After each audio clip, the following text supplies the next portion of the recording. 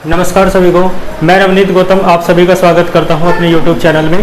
तो जैसा कि आप सभी देख सकते हैं, फिजिक्स हम पढ़ रहे हैं क्लास 11th के लिए और आपका चैप्टर मैंने स्टार्ट किया था फिजिकल वर्ल्ड। बिल्कुल शुरुआत से ही बेसिक से ही हम फिजिक्स पढ़ रहे हैं, जिसमें लास्ट क्लास में आपने फिजिकल वर्ल्ड जो चैप्टर है उसके अंतर्गत साइंस क्या होता है, साइंस कितने टाइप का होता है, क्लासिफिकेशन साइंस का आपने देखा और साथ में फिजिक्स की डेफिनेशन मैंने आपको कराई थी।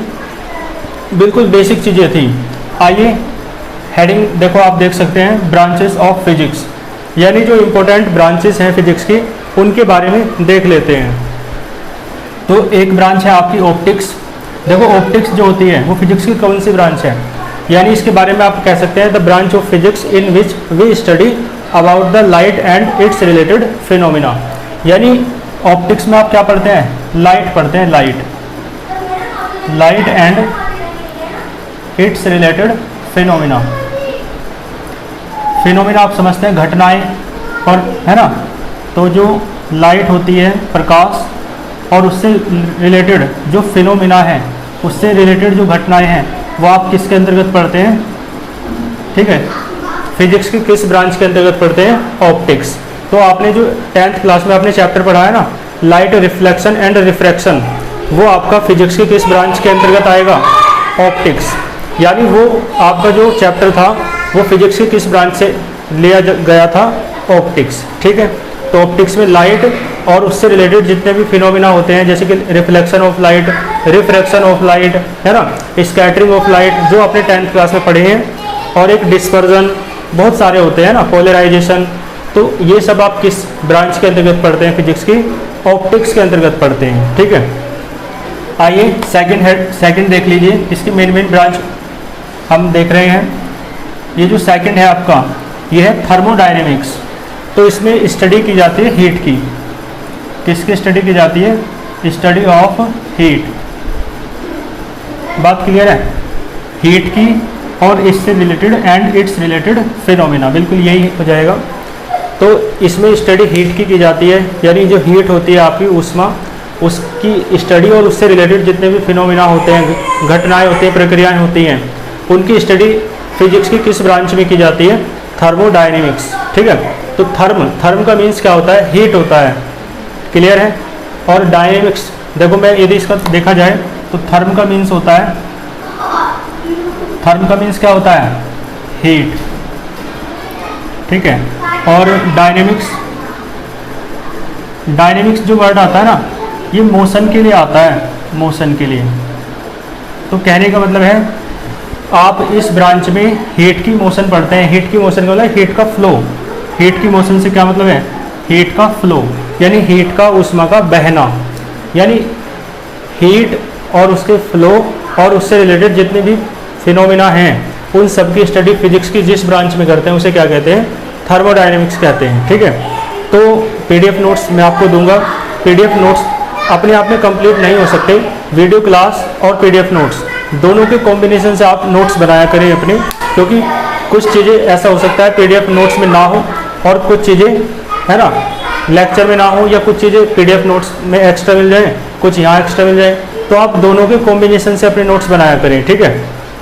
तो थर्मोडायनेमिक्स आपको समझ में आया, थर्म माने हीट होता है और डायनेमिक्स माने होता है फ्लो या मोशन। तो यानी हीट की फ्लो के बारे में, हीट के बारे में, इससे रिलेटेड जितने भी प्रक्रियाएं हैं, घटनाएं हैं ना, इंसिडेंट्स हैं, फिनोमिना हैं, उन सब की स्टडी फिजिक्स की जिस ब्रांच में करते हैं उसे क्या कहते हैं, थर्मोडायनेमिक्स, ठीक है। देख लेंगे आप इसे। आइए फिर आगे थर्ड वाला देख लेते हैं। तो है ना, नोट करते रहो रफली, है ना, वीडियो देखते समय खाली हाथ ना बैठे, बिल्कुल हाथ बांध करके, है ना। तो क्या करना है, आप बिल्कुल, है ना, एक रफ बाइंडर लेके बैठे और चीज़ों को नोट करते जाएं, ठीक है। बाद में PDF नोट्स की हेल्प से आप अपने फेयर वर्क कर लेना। आगे देखो, नंबर 3 हेडिंग है आपकी इलेक्ट्रोस्टैटिक्स। तो देखो इलेक्ट्रोस्टैटिक्स, यहाँ पे भी देखो 2 वर्ड हैं, उन्हें मिला रखा है, एक तो इलेक्ट्रो और एक है स्टैटिक्स। इलेक्ट्रो प्लस स्टैटिक्स, है ना, हाँ स्टैटिक्स, ठीक है। तो देखो इलेक्ट्रो का मीन्स होता है चार्ज, क्या मीन्स होता है, चार्ज, और स्टैटिक्स का मीन्स होता है रेस्ट पोजीशन। क्या होता है, रेस्ट पोजीशन। इलेक्ट्रो का मीन्स चार्ज होता है और स्टैटिक्स का मीन्स होता है रेस्ट पोजीशन। तो कहने का मतलब है चार्ज तो आप जानते हैं, 10th क्लास में आप पढ़ चुके हैं इलेक्ट्रिक चार्ज क्या होता है, चार्ज क्या होता है, लेकिन रेस्ट पोजीशन पढ़नी है। ठीक है, तो यहाँ पे क्या पढ़ना है आपको, चार्ज की रेस्ट पोजीशन के बारे में पढ़ना है।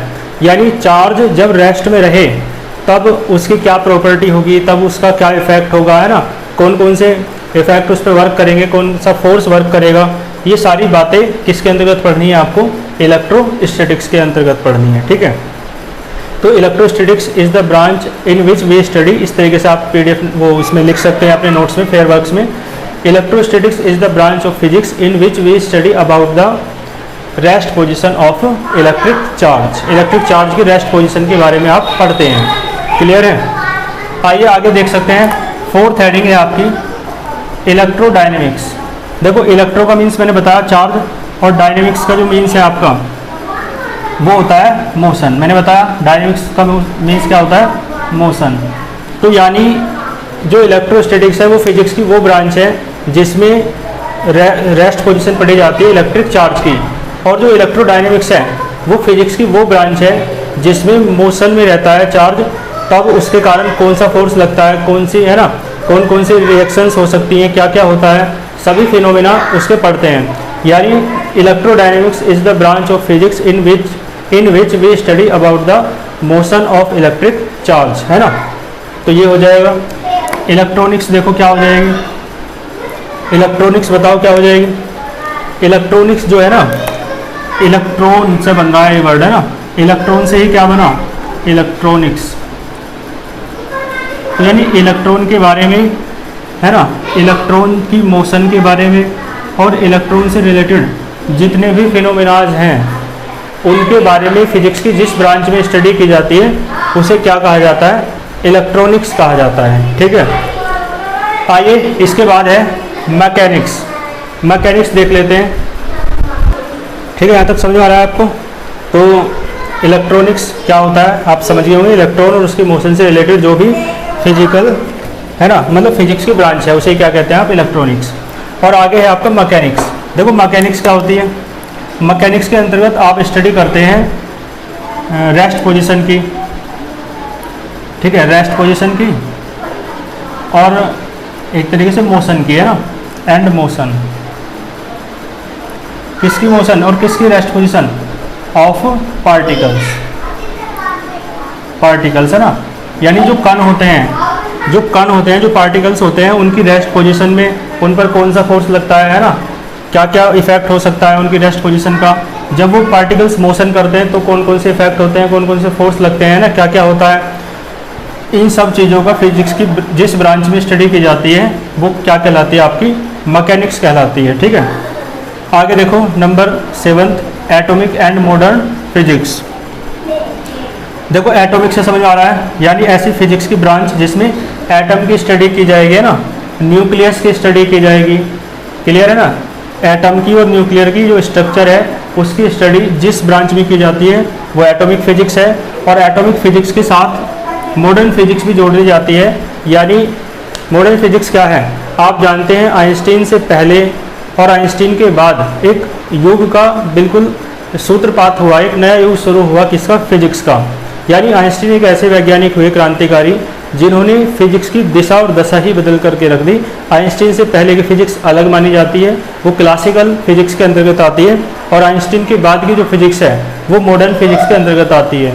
यानी आइंस्टीन से पहले बहुत ऐसी मान्यताएं थी फिजिक्स में जिनके बारे में लोगों के अलग धारणाएं थे, विचार थे, और आइंस्टीन ने उन सभी धारणाओं और विचारों को बदल दिया है। तो जो पुरानी चली आ रही धारणाओं को बदल देता है वही व्यक्ति महान कहलाता है। ये महान बनने का भी एक, है ना, क्या है, मेथड है ना। आप कोई भी महान बनना चाहता है तो पुरानी चली आ रही जो धारणाएं हैं उनसे मुक्त हो जाए और नए किसी धारणा का सूत्रपात करे। तो आइंस्टीन से पहले देखो क्या माना जाता था, एक दो एग्जाम्पल में देता हूँ। आइंस्टीन से पहले माना जाता था कि मास क्या रहता है, कांस्टेंट रहता है, मास, है ना, कांस्टेंट रहता है। किसी भी बॉडी का, किसी भी पार्टिकल का मास हमेशा कैसे रहता है, कांस्टेंट। लेकिन आइंस्टीन ने कहा कि मास कांस्टेंट नहीं रहता, mass can be converted into energy.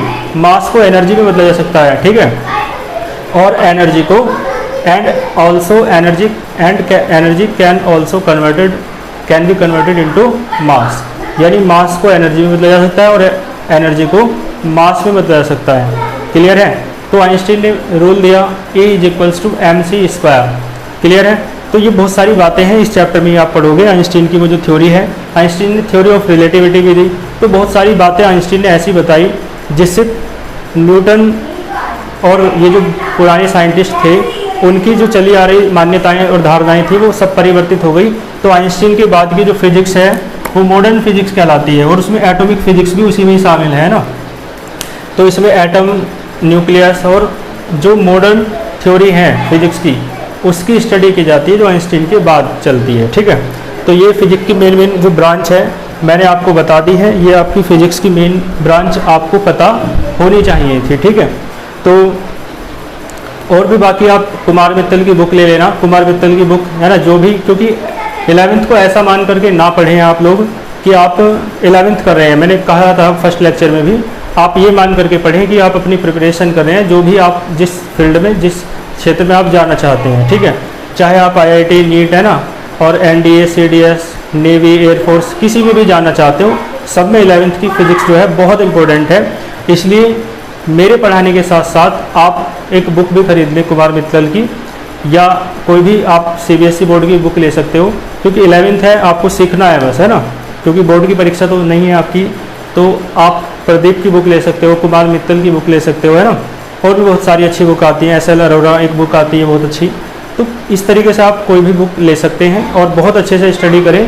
तो ये जो मैंने फिजिक्स की ब्रांच पढ़ाई है आपको, तो इनके बारे में आप अपनी बुक से भी पढ़ें। NCERT बाकी आपके पास हो, NCERT से भी इन्हें पढ़ें, है ना, और बाकी PDF नोट्स मैं आपको दूंगा आज, कल के और आज के लेक्चर के, तो आप उससे फेयर वर्क कर लेना। ठीक है? तो फिर आज के लेक्चर में इतना ही रखते हैं। थोड़ा थोड़ा पढ़ते हुए सब क्लियर करते हुए चलिए, NCERT की भी रीडिंग करते चलिए, उसमें बहुत इन्फॉर्मेशन आपको मिलेंगी। और ये चैप्टर बिल्कुल बेसिक है, फिजिकल वर्ल्ड, इसमें कुछ है ना, बस ऐसी GS टाइप चैप्टर है ये आपका।